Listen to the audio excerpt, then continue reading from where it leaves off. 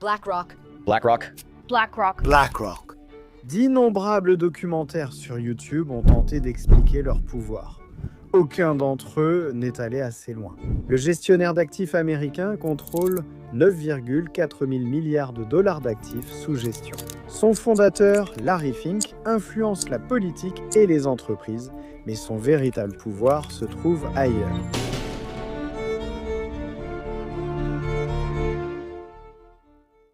Selon Statista, au deuxième trimestre 2023, BlackRock gérait 9,4 000 milliards de dollars américains d'actifs. C'est une hausse marquée par rapport à l'année précédente, où la société gérait 8,5 000 milliards de dollars américains. À titre de comparaison, le produit intérieur brut de l'Allemagne est d'environ 4 000 milliards, celui de la Californie est de 3 000 milliards et celui du Tchad est d'environ 12 milliards. Un groupe qui contrôle autant de capitaux attire l'attention et la méfiance. Dans un ordre mondial capitaliste, l'argent équivaut aussi au pouvoir. Beaucoup a été écrit sur la façon dont BlackRock domine secrètement le monde. Larry Fink, cofondateur et dirigeant de BlackRock, tente néanmoins de rendre son entreprise plus sympathique. Il est constamment présent lors de conférences ou s'adresse au public mondial avec des lettres d'avertissement. Il sait exactement quels sujets sont brûlants ces dernières années. Tout ce qui porte l'acronyme environnement, questions sociales et bonne gouvernance d'entreprise, qui signifie environnement, questions sociales et bonne gouvernance d'entreprise. Jusqu'ici, rien de concret. Après la crise financière, il y a 15 ans, Fink a aussi réussi à se distancier des banques. Wall Street, comme s'il n'avait rien à voir avec cette machine à argent la plus puissante de l'histoire, Fink, le bon capitaliste. C'est ainsi qu'il aime se présenter. Alors, mais qu'est-ce qui est vrai? BlackRock est-il la force occulte qui agit en coulisses? Ou la grande entreprise propre qui assure l'ordre dans les milliers de sociétés dans lesquelles ses fonds sont impliqués? En réalité, aucune de ces théories n'est correcte. BlackRock est moins influent que ne le pensent de nombreux critiques et moins une force positive que ce que Larry Fink voudrait nous faire croire. Mais dans tous les cas, certains des projets sur lesquels BlackRock travaille à huis clos pourraient causer des problèmes dans un avenir proche pour les marchés et pour les consommateurs.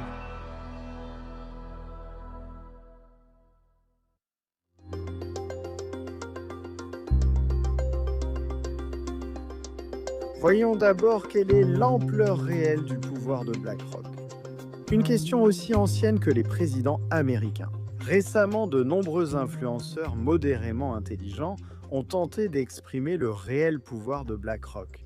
Donc BlackRock est une organisation, c'est une entreprise cotée en bourse au Nasdaq qui gère des dizaines de milliers de milliards de dollars d'actifs. Ils déclarent en avoir environ 14 000 milliards, mais ça, c'est seulement BlackRock.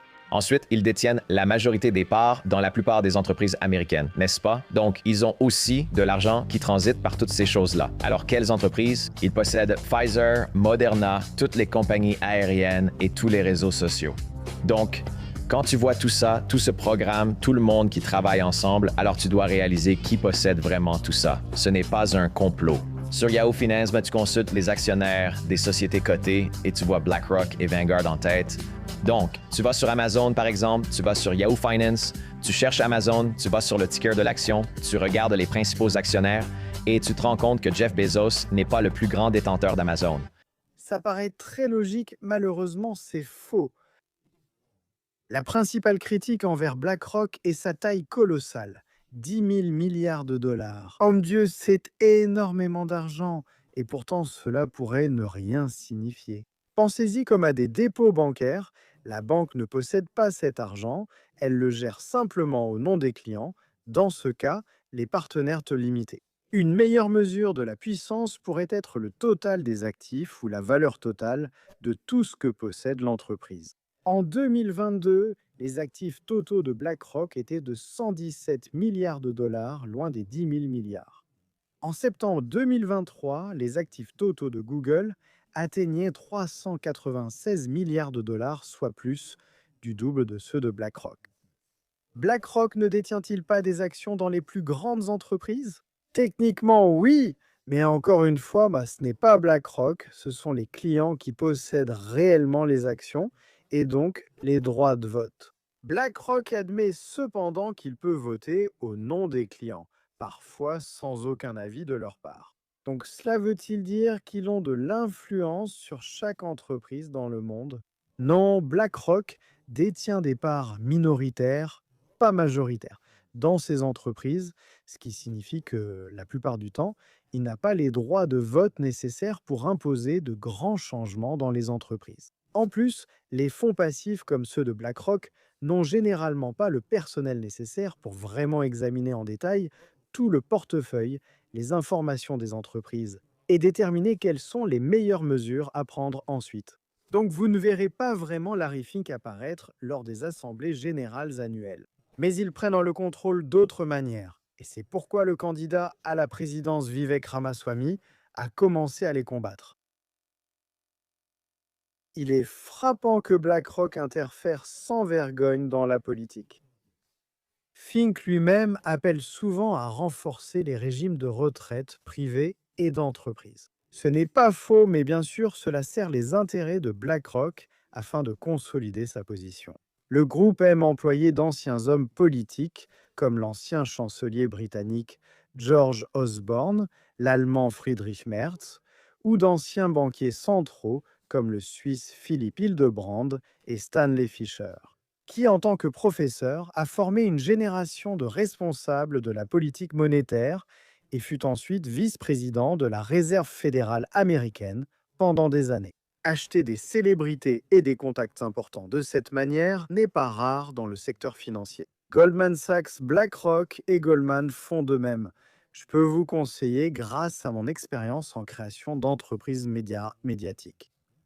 Mais lorsque ces politiciens formulent des exigences correspondant exactement au modèle économique de BlackRock, cela devient limite, peu importe si vous jugez ces propositions bonnes ou mauvaises.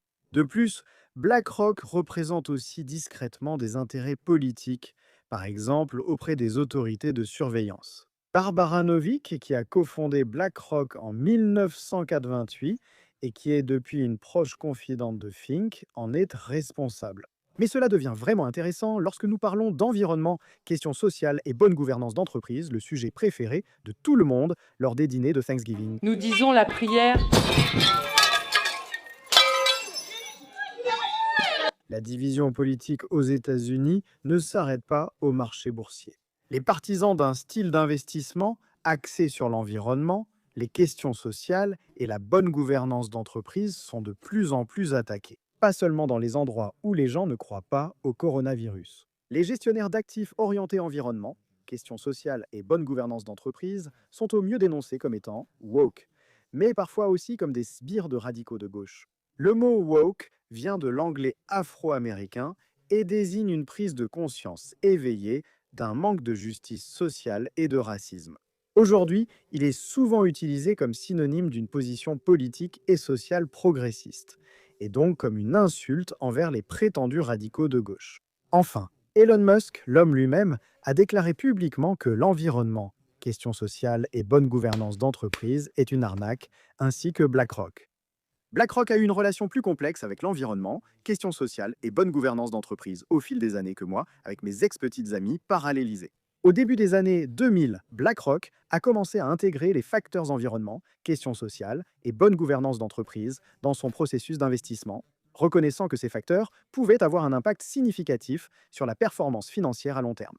En 2017, le président-directeur général de BlackRock, Larry Fink, a envoyé une lettre au président-directeur général des entreprises publiques, les exhortant à se concentrer sur la création de valeur à long terme et la responsabilité sociale.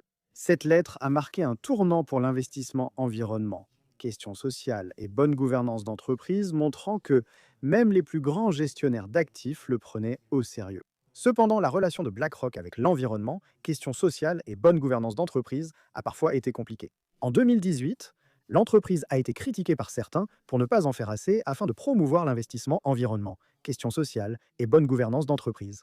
En réponse, BlackRock a annoncé qu'elle lancerait plusieurs nouveaux fonds axés sur l'environnement, questions sociales et bonne gouvernance d'entreprise, et qu'elle intégrerait plus profondément les critères environnement, questions sociales et bonne gouvernance d'entreprise dans son processus d'investissement. Malgré cela, BlackRock a été critiqué par certains pour ne pas aller assez loin dans son engagement envers l'environnement, questions sociales et bonne gouvernance d'entreprise. Certains ont notamment critiqué l'entreprise pour ses investissements continus dans les combustibles fossiles, jugés incompatibles avec un engagement environnement, questions sociales et bonne gouvernance d'entreprise. Ces dernières années, BlackRock a cherché à répondre à ces critiques en adoptant une approche plus nuancée de l'environnement, questions sociales et bonne gouvernance d'entreprise. En 2020, l'entreprise a annoncé qu'elle ferait de la durabilité un élément clé de son processus d'investissement et qu'elle se désengagerait des entreprises qui tirent plus de 25% de leurs revenus de la production de charbon thermique. Cependant, BlackRock a également veillé à ne pas être trop étroitement associé au terme environnement, questions sociales et bonne gouvernance d'entreprise. En 2021, l'entreprise a annoncé qu'elle allait rebaptiser ses fonds axés sur l'environnement, questions sociales et bonne gouvernance d'entreprise, en abandonnant le terme environnement, questions sociales et bonne gouvernance d'entreprise au profit de la durabilité. L'entreprise a soutenu que ce changement est nécessaire parce que le terme environnement, questions sociales et bonne gouvernance d'entreprise est devenu trop polarisant et qu'elle souhaite se concentrer sur les aspects positifs de la durabilité plutôt que sur les aspects négatifs de l'environnement, questions sociales et bonne gouvernance d'entreprise. Mais il est trop tard. Malgré ce changement de nom, BlackRock avait déjà attiré la colère de quelqu'un. Voici Vivek Ramaswamy, candidat à la présidence, dont nous avons aussi fait une biographie. Il pense que le capitalisme américain est menacé par les entreprises qui adoptent des causes sociales. Ramaswamy et ses semblables veulent obliger les directeurs généraux à se concentrer principalement sur les profits et peut-être en profiter un peu eux-mêmes aussi. Profitant de l'opportunité, il a créé sa société d'investissement, soutenue par des milliardaires tels que Peter Thiel et Bill Ackman. Il a été rejoint par des think tanks conservateurs, des politiciens républicains et quelques personnes de Wall Street. Le nom de la société est Strive Asset Management, société à responsabilité limitée. Comme leur nom l'indique, ils ressemblent beaucoup à l'amateur moyen de Megalomedia et ont de très grandes ambitions. Strive est censé représenter la majorité silencieuse des Américains qui veulent que les entreprises s'occupent de leurs affaires. L'entreprise supervise actuellement 12 véhicules, avec un total de 920 et 1 million de dollars d'actifs sous gestion et une équipe de 6 gestionnaires de fonds. Elle a lancé plusieurs fonds négociés en bourse qui suivent une stratégie d'investissement anti-environnement, questions sociales et bonne gouvernance d'entreprise, et Ramaswamy n'est pas seul à partager ses opinions. Au Texas, l'État retire des fonds des sociétés jugées hostiles aux entreprises de combustibles fossiles. La Virginie-Occidentale a également blacklisté des entreprises de Wall Street pour cette raison. En Arizona, le candidat républicain au Sénat, Blake Masters, a qualifié les scores environnement, questions sociales et bonne gouvernance d'entreprise de menaces existentielles pour l'Amérique. Et le 23 août, le républicain Ron DeSantis a interdit aux gestionnaires du fonds de pension de l'État de prendre en compte des intérêts sociaux, politiques ou idéologiques lors de la prise de décision d'investissement. Ces actions ont lancé un débat national sur le rôle des critères environnement, questions sociales et bonne gouvernance d'entreprise dans l'investissement. Alors que certains estiment que les critères environnement, questions sociales et bonne gouvernance d'entreprise sont essentiels pour promouvoir des pratiques durables et protéger l'environnement, d'autres pensent qu'ils sont trop politiques et peuvent être utilisés pour faire avancer un agenda particulier. Ramaswamy insiste sur le fait que lui et ses partisans anti-environnement, questions sociales et bonne gouvernance d'entreprise cherchent à exclure la politique des prises de décision en entreprise. Selon eux, BlackRock, en tant que grand actionnaire de nombreuses entreprises, utilise son pouvoir pour promouvoir des causes sociales. Tout le monde pourrait décider, pas seulement les grands pontes. Les critiques disant que Vivek fait de la politique et diffuse un programme, mais il affirme que son message s'adresse à tous, sans parti pris. Il est déçu que cela semble coincé d'un seul côté de l'échiquier politique. Ramaswamy estime que Strive représentera les gens ordinaires, oubliés par les grandes institutions financières, les démunis et les victimes d'abus. Il s'agit de plus de 100 millions d'investisseurs ordinaires étouffés par les riches et les puissants comme Kevin John. Devine quoi? Strive gère près d'1 milliard de dollars. L'outsider prend de l'ampleur et le monde de la finance commence à de nouveau prêter attention à BlackRock. Dans ce contexte tendu, le patron du principal gestionnaire d'actifs mondial s'exprime soudain dans sa lettre annuelle aux dirigeants d'entreprises. Larry Fink s'en prend à ceux qui l'accusent d'avoir un agenda politique. Il promet aussi une participation démocratique accrue des investisseurs que BlackRock, avec ses 10 000 milliards d'actifs, pourrait imposer. Fink n'aborde pas le sujet du woke d'un point de vue éthique, mais raisonne d'un point de vue capitaliste. Pour faire simple, si les travailleurs meurent, ils ne peuvent pas travailler. Ainsi, il soutient que l'environnement, questions sociales et bonne gouvernance d'entreprise, avec sa protection du climat et de meilleures conditions de travail, est bénéfique pour le rendement des investissements à long terme. Et il commence à appeler cela le capitalisme des parties prenantes, car il ne s'intéresse pas seulement aux actionnaires, mais à tous ceux qui ont une relation avec l'entreprise, les soi-disant parties prenantes. Écrit Fink. Le capitalisme des parties prenantes ne concerne pas la politique, ni un programme social ou idéologique. Ce n'est pas du wokisme, il s'agit de capitalisme, porté par des relations de bénéfices mutuels entre vous et vos employés, clients, fournisseurs et communautés, sans lesquelles votre entreprise ne peut pas réussir et prospérer. C'est là la force du capitalisme. Une telle forme de capitalisme permet une utilisation optimale du capital, des entreprises durables et rentables, ainsi que la création et la préservation de valeur à long terme, poursuit-il. Cependant, il ne faut pas oublier que la recherche équitable du profit motive toujours les marchés. Et la rentabilité à long terme est, en fin de compte, la mesure du succès de votre entreprise pour les marchés. Eh bien. Peut-être encore plus importante que son influence politique est l'immense influence de BlackRock au sein de sa propre industrie. Le monde des gestionnaires d'actifs se divise de plus en plus entre quelques grands fournisseurs qui vivent principalement de leur supériorité technique et des fournisseurs plus petits, très spécialisés dans des niches individuelles, mais ayant peu d'influence sur les grands marchés. BlackRock doit aussi son succès à ses systèmes techniques, comme le contrôle des risques, certains étant même vendus à des concurrents. Si la tendance à l'investissement passif continue de croître et que les algorithmes remplacent de plus en plus la prise de décision humaine, il existe un risque que les marchés soient dominés par des décisions automatisées et largement synchronisées. À grande échelle, BlackRock joue un rôle clé dans cette tendance. Il est difficile de prévoir quel risque cela entraînera, mais il y a quelque chose de sinistre dans cette évolution. Et voici la principale raison de la domination de BlackRock.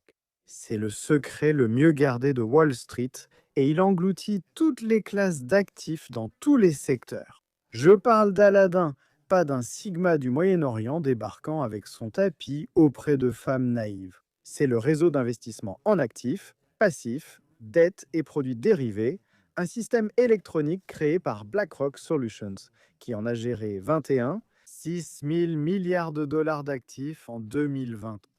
Pour mettre cela en perspective, c'est presque autant que les 25 000 milliards de dollars du produit intérieur brut des États-Unis en 2022 et bien plus que les 16 000 milliards du produit intérieur brut de l'Union européenne.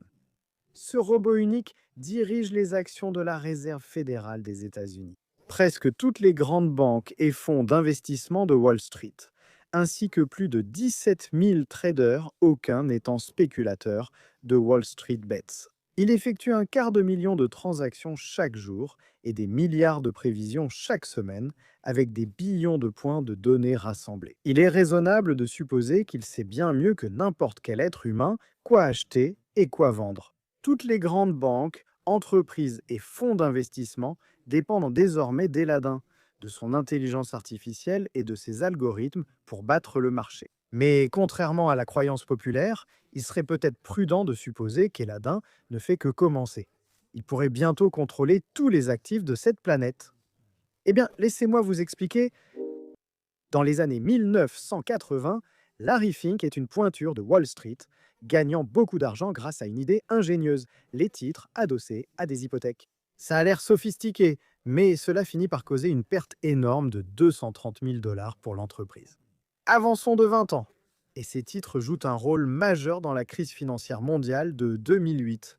Mais revenons aux années 80. Larry est dans une rivalité épique avec un gars nommé Louis Ranieri chez Solomon Brothers. Ranieri est le gros bonnet, comme on dit, dans l'un de mes livres préférés, Poker menteur de Michael Lewis, un faiseur de pluie qui rapporte des millions à Solomon Brothers. Il est liquide, mais Larry ne s'en sort pas mal non plus. Il rapporte des millions à la banque et est en bonne voie pour devenir le président-directeur général En 1986, un événement terrible survient. Une erreur informatique pousse Larry à de mauvais échanges, coûtant à l'entreprise 100 millions de dollars.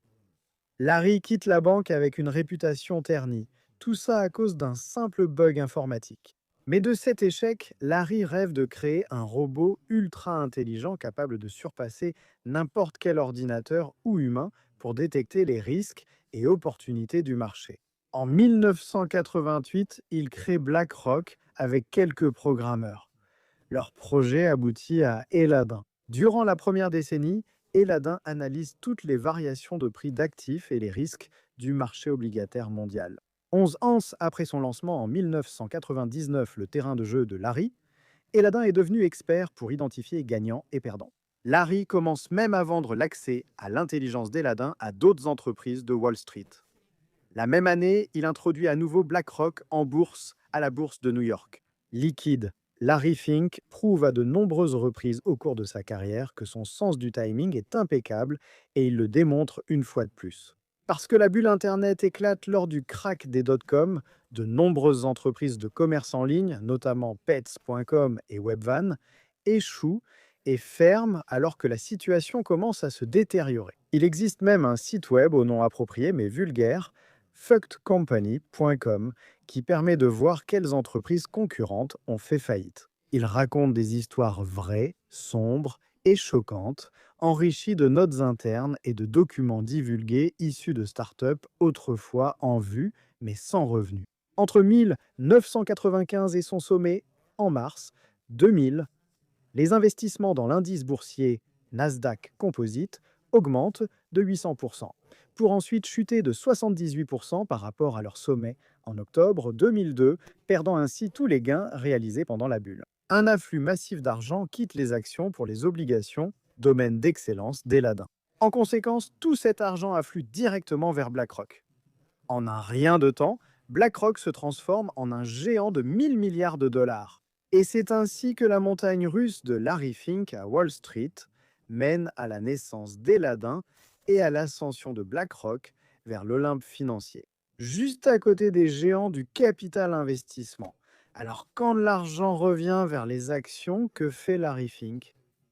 Il part faire des emplettes et s'empare de la branche de gestion d'actifs de Merrill Lynch, entièrement axée sur les actions. C'est la base de données de Twitter pour tout modèle, large language model aujourd'hui, un vrai trésor pour le marché boursier. Soudain, Aladdin a un tout nouveau terrain de jeu, il explore chaque recoin du marché boursier, pas du marché obligataire.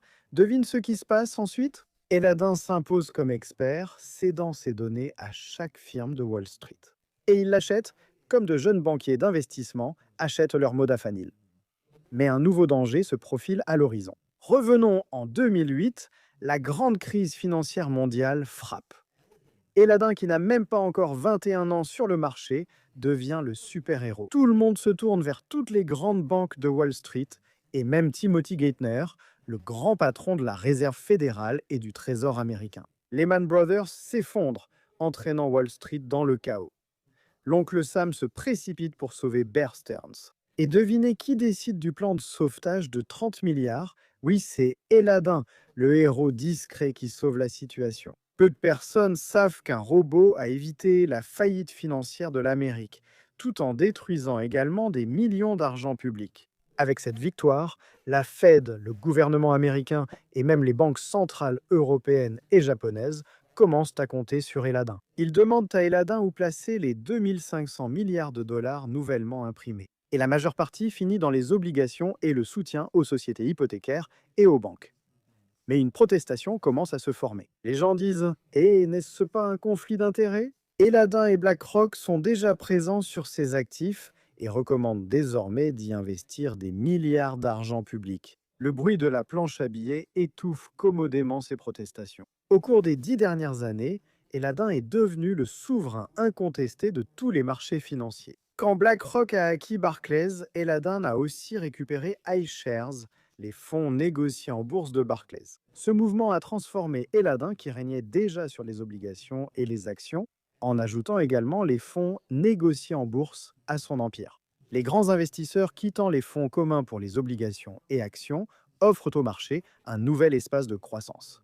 Puis, en 2017, alors qu'Eladin est sur le marché depuis 29 ans, Larry Fink lance un projet ultra secret chez BlackRock appelé Moonarch. C'est un bouleversement. Larry quitte ses gestionnaires de fonds humains pour les fonds intelligents d'Eladin. Le robot prend désormais les commandes, évince les humains du tableau. Le résultat? Aujourd'hui, plus de 70% de toutes les transactions sur les marchés boursiers américains sont effectuées par des robots, et Eladin mène la danse. Ces transactions se déroulent entièrement sans intervention humaine grâce au trading à haute fréquence bien plus rapide qu'un humain. Et ainsi, Eladin est devenu le César de la finance. Imaginez si ce n'était qu'une histoire de robots prenant la place des traders de Wall Street. Vous ne vous en soucieriez peut-être pas, à moins d'être l'un de ces traders. Mais ces 3 dernières années, la situation est devenue préoccupante pour plus de personnes.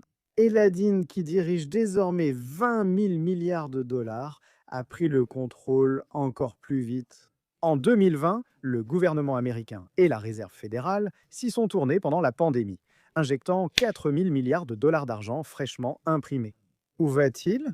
Cette fois, étonnamment, la Fed achète encore plus sur le marché boursier. Le conflit d'intérêts est à nouveau noyé par le bruit de la planche à billets, puis Eladin abat son atout. BlackRock s'empare d'Ifront, qui suit tout ce que vous et moi possédons, même le capital investissement et l'immobilier. Depuis, Eladin a dévoré les informations d'Ifront sur le marché immobilier mondial. Devinez ce qui s'est passé ensuite? Depuis 2 ans, BlackRock et ses partenaires rachètent des maisons individuelles en utilisant les données d'Eladin. Et voici le grand plan d'Eladin. Devenir le super robot intelligent qui contrôle non seulement les actifs de Wall Street, mais tous les actifs publics et privés. Le génie est sorti de la bouteille et Eladin a basculé.